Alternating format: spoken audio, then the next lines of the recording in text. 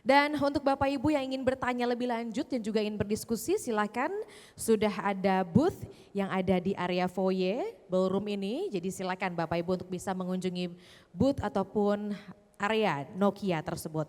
Dan selanjutnya saya akan mengundang pula expert berikutnya yang akan memberikan pemaparannya hari ini.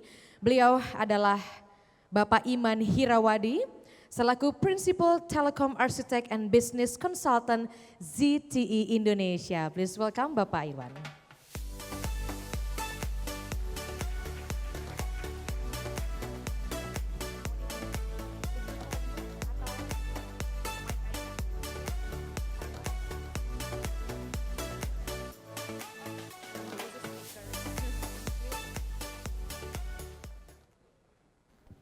Selamat pagi, Assalamualaikum warahmatullahi wabarakatuh. Oke, mungkin slide-nya bisa di-shoot. Oke, bagus. Oke, saya akan coba membawakan, ini topik besar ya, AI ya. Tapi saya mungkin akan lebih fokus ke penerapan AI ya di infrastruktur network ya. Dan kita tahu bahwa mungkin dari presentasi sebelumnya pun ya, AI punya potensi besar untuk melakukan efisiensi dari network ya, kemudian untuk enable inovasi-inovasi baru dari layanan, dan kedepannya saya pikir kita semua agree bahwa ini akan mempunyai potensial untuk mentransformasi layanan telekomunikasi secara keseluruhan ya. Nah, AI ini berpotensi untuk dimanfaatkan di berbagai segmen dari network ya. Tadi mungkin dari presentasi dari rekan saya sebelumnya, itu mungkin lebih banyak fokus ke networking ya. Tapi saya mungkin di sini akan coba fokus di dua segmen ya, yaitu di radio access network dan juga di sisi core network. Oke, nah ini mungkin slide pertama ya terkait dengan tantangan kita di dunia telekomunikasi ya. Kita semua sudah tahu tidak terlalu menggembirakan ya. Jadi dalam 5 tahun terakhir ini kita lihat revenue stagnan ya. Dan ini tidak hanya di Indonesia saja, tapi secara global itu memang keadaannya demikian. Jadi kalau kita lihat graf di sebelah kiri ya, itu dalam 5 tahun terakhir revenue dari layanan telekomunikasi itu sekitar 2.000 triliun secara global, itu kurang lebih tidak bergerak dari angka itu. Sedangkan kalau kita melihat traffic dalam waktu 5 tahun ini meningkat sampai 3 kali ya. Nah ini menjadi dilema buat service provider, bagaimana kita bisa invest ya, karena tentunya penambahan traffic ini harus diakomodasi kan ya, harus dilakukan investment, harus ada penambahan dari operational cost ya, sedangkan revenue-nya menurun ya, stagnan ya. Nah di sini saya pikir ada 3 hal besar yang dengan AI ini kita bisa lakukan ya, yaitu yang pertama adalah menambah efisiensi dari network ya, kemudian operational maintenance efisiensi ya dengan AI, tapi tentunya dua ini efisiensi dari infrastruktur ini mungkin tidak akan terlalu bisa menyelesaikan masalah ya. Jadi kalau kita efisiensi 15%, 20% kita sudah senang ya. Tapi kalau kita lihat di market itu lebih brutal dari kita ngomongin 10% atau 20% gitu kan ya. Nah makanya perlu ada capability lain ya, yaitu adalah inovasi dari layanan ya. Nah jadi efisiensi ya kita tingkatkan, kemudian yang kedua adalah efisiensi dari introduksi dari layanan-layanan baru. Nah ini mungkin kedepannya AI akan banyak berperan dalam inisiatif-inisiatif kita seperti ini. Oke, jadi kalau kita lihat di underlying infrastructure ya, ada kita masuk ke 5G Advance ya, kemudian ada enterprise cloud, kemudian baseband sudah mengarah ke IT hardware ya.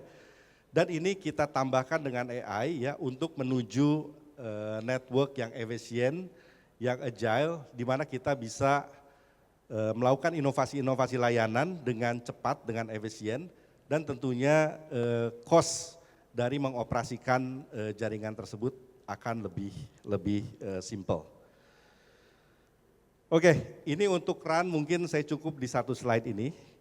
Jadi ini yang sudah diimplementasikan sebetulnya di market. Jadi tujuan dari implementasi AI di RAN ini adalah untuk meningkatkan produktivitas, ya, meningkatkan user experience, dan juga meningkatkan operational maintenance dan O&M efisiensi. Ya.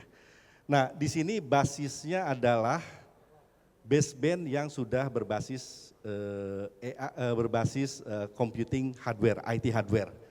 Nah, salah satu contohnya adalah yang kita namakan dengan Deep Edge. Ya. Deep Edge ini misalkan kita punya user kita itu ada paling banyak mengakses layanan misalkan YouTube, kemudian Netflix misalkan atau Facebook ya.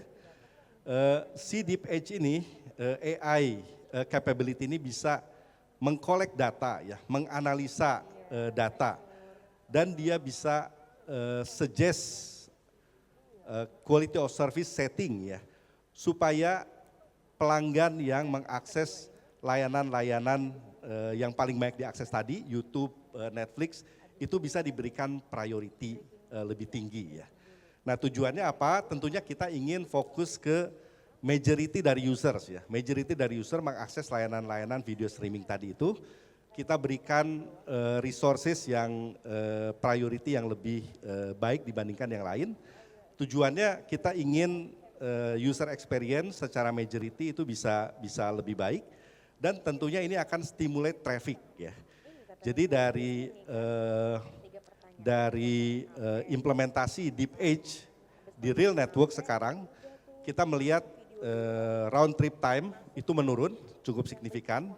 Kemudian data traffic usage itu meningkat mungkin di level tergantung dari konfigurasi jaringan, itu di level 6-9% ya.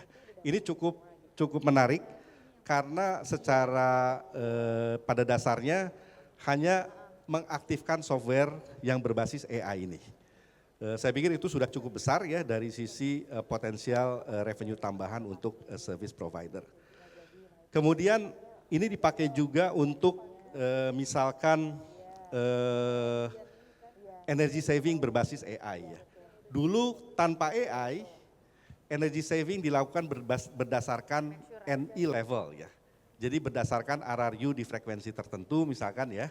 Nah yang menjadi masalah adalah ketika traffic profile di satu area dengan area lain tidak sama ya.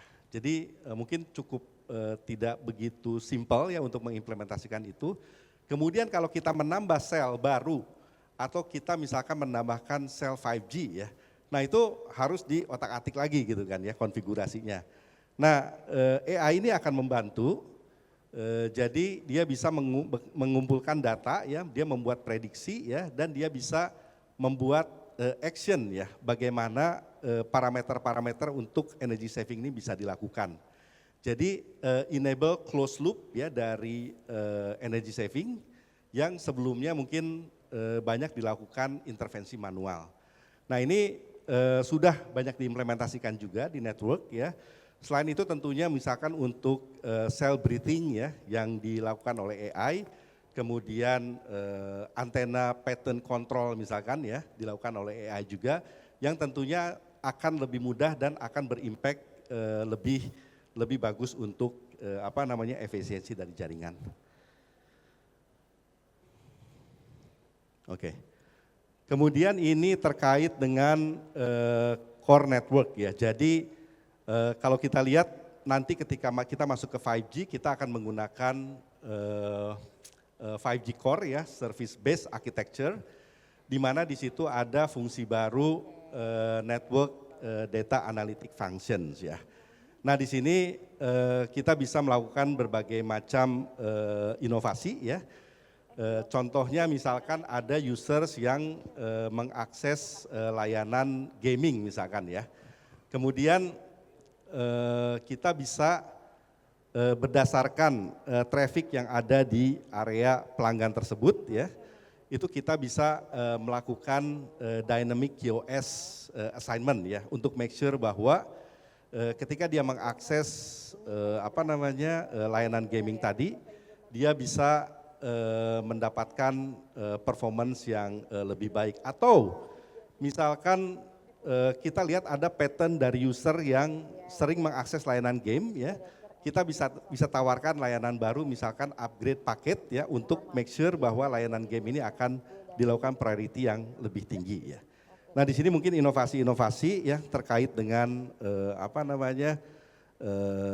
terkait dengan core network, implementasi AI di core network. Kemudian ini mungkin saya pikir satu topik besar ya, ketika kita beralih ke 5G core architecture. Jadi apa yang kita namakan dengan 5G new calling ya. Jadi di sini kita ada capability seperti computer vision ya. Ini kita bisa implementasikan, jadi nanti ada network exposure function ya dari core network. Jadi dengan computer vision ini kita bisa misalkan, kita malu-malu nih untuk ngobrol sama video call ya, tapi kita malu sama lawan bicara kita ya. Kita bisa pakai avatar ya, dan avatar tersebut bisa merekonstruksi mimik wajah dan bibir kita gitu kan ya. Jadi akan ikut kita. Nah ini kan mungkin cukup menarik ya buat jenis-jenis layanan baru seperti ini ya. Kemudian ada yang terkait juga dengan automatic speech recognition ya. Jadi ketika kita bicara dengan lawan bicara kita, itu teks bisa ditampilkan ya. Ini akan membantu contohnya untuk misalkan kita berbicara dengan orang yang tunarungu misalkan ya, dengan misalkan orang tua yang tunarungu, itu kita bisa berbicara, tetapi orang yang tunarungu itu mungkin melihatnya dalam bentuk teks ya. Kemudian ada juga mungkin dengan large language model ya, yang bisa mengerti ya dan mengenerate bahasa manusia, itu kita bisa dilakukan instant translation ya. Jadi kita bisa bicara dengan misalkan orang di Cina ya, kita bisa bicara pakai bahasa Indonesia, kemudian di Cina orang bicara pakai bahasa Cina, tapi kita dengar masing-masing adalah bahasa kita sendiri gitu kan ya. Nah ini mungkin menarik untuk misalkan UMKM ya, ketika dia melakukan ekspansi bisnis mereka ke luar negeri ya, dia bisa berkomunikasi dengan baik dengan dengan pelanggan-pelanggan mereka. Atau intention based calling ya, misalkan kita sering kan di telepon 021 3 berapa 30 berapa, kita udah males ngangkat ya, karena itu biasanya dari kartu kredit ya. Nah ini ada yang call ya, tapi dengan AI generated ya, jadi mungkin lebih menarik ya ketika kita lihat di handphone kita, mungkin nanti ada video yang muncul ya, oh ini yang telepon tuh cantik ya, kemudian di situ sudah dikasih preview ya, dia itu mau ngomong apa segala macam ya. Nah itu mungkin akan menjadi cara baru dari korporasi untuk berkomunikasi dengan pelanggan-pelanggannya. Nah ini yang dinamakan dengan 5G new calling, yang kita melihat ini akan menjadi something big ya ketika kita masuk ke arsitektur 5G. Nah ini slide terakhir, mungkin waktunya sudah tinggal 1 menitan lagi. Jadi mungkin teman-teman yang biasa dengan DPI ya, mungkin kerasa betapa sulitnya ya, memonitor, membutuhkan banyak waktu, memonitor layanan-layanan baru yang tidak pernah selesai ya, selalu ada layanan baru ya. Dan kemudian bagaimana memberikan label ya, dan memasukkan ke dalam DPI library ya, untuk misalkan nanti masuk ke certain commercial package ya. Nah di sini AI itu bisa diterapkan ya untuk mendetek, memverifikasi layanan-layanan baru yang muncul ya. Mungkin dari satu tim 4 orang butuh mungkin waktu beberapa minggu ya. Itu mungkin cukup 1 orang yang nanti memverifikasi result dari verifikasi result dari AI ya. Kemudian dia masuk ke library ya, kemudian untuk bisa masuk menjadi layanan, benar-benar menjadi layanan, itu hanya mungkin tekan tombol saja, operator ya. Kemudian ketika masuk ke layanan komersial ya, itu bisa dilakukan monitoring secara real time ya. Jadi mungkin itu presentasi saya. Jadi kita ingin network yang lebih smart ya, lebih efisien ya untuk inovasi-inovasi ke depannya nanti. Yang tadi saya tunjukkan itu sudah available di market ya, sudah diimplementasikan. Kedepannya saya pikir potensi ini unlimited ya, dan ini akan mentransformasi industri telekomunikasi termasuk juga di Indonesia. Terima kasih atas perhatiannya. Assalamualaikum warahmatullahi wabarakatuh. Terima kasih Bapak Iman. Kami persilakan kembali ke tempat semula. Itu dia Bapak Ibu, telah kita simak bersama presentasi dari Bapak Iman Hirawadi selaku Principal Telecom Architect and Business Consultant ZTE Indonesia. Dan booth ZTE juga sudah ada di area foyer, bisa Bapak Ibu simak dan juga ketahui lebih dalam lagi, mungkin ingin berdiskusi silahkan. Dan tadi kita juga sudah tahu bersama bagaimana tantangan di industri utamanya dan bagaimana penggunaan AI bisa menjadi solusi.